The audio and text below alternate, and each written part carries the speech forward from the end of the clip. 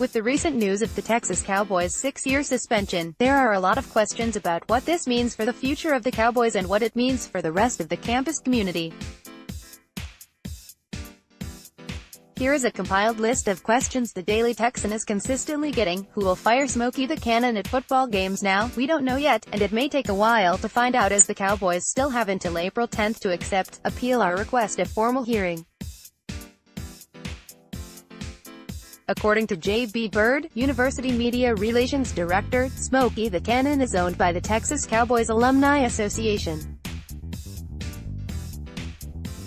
However, Texas Athletics is in charge of calling the shots during any football game. The two groups will have to work together to reach a joint decision, but nothing can happen on the field without the approval of Texas Athletics. Bird said though the Silver Spurs had it during the last suspension, it does not mean they will have it again. The Spurs did not respond to requests for comment when asked if they will fire the Cannon. Has the university, or anyone else, addressed what's different this time? What is this 6-year suspension going to do that 5-year suspension couldn't? From Sarah Jane Ross during our AMA. This is a really complex question where the answers really differ on who you ask. Let's start with the university's opinion.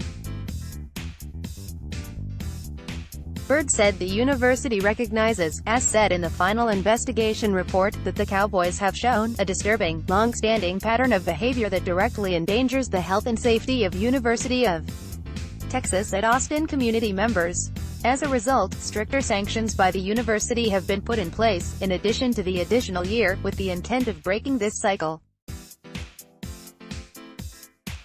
Upon returning to campus, new members would be required to create a permanent risk management position on their executive board, create a safety and risk management plan to be updated annually, create and share a presentation on Nikki Cumberland and Gabe Higgins, the two Cowboys pledges who have passed, and read Gabe's mother's memoir, The Cowboys' Secret, to understand the grief and loss she, and so many others, experienced as a result of hazing. UT is an educational institution. We're here to try to help people be the best versions of themselves and educate them, Bird said.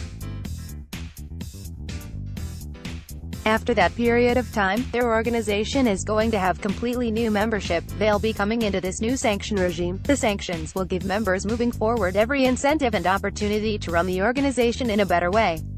However, in a recent statement, Sean Cumberland, Nikki's father, said he fears that upon returning from the 6-year expulsion, nothing will have changed. Again, after reading the Texas Cowboys Alumni Association's public statement after the sanction, what will happen to the Texas Cowboys sweethearts?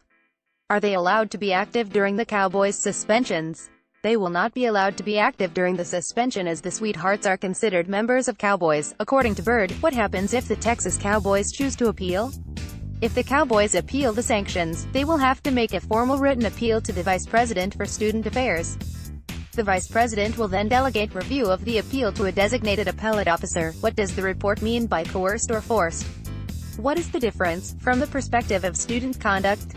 Coerced behavior could involve a power differential, bullying, quid pro quo, or peer pressure, whereas forced behavior involves physical force or a threat of harm for not complying. Bird said in an email.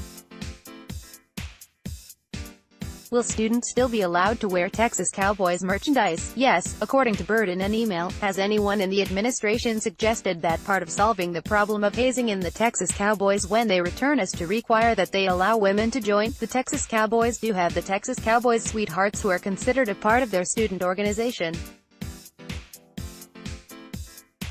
Additionally, the Cumberlands suggested making the Cowboys a co-ed organization, and eliminating the concept of sweethearts and having the women act in the same roles as the men, in their conversations with the university.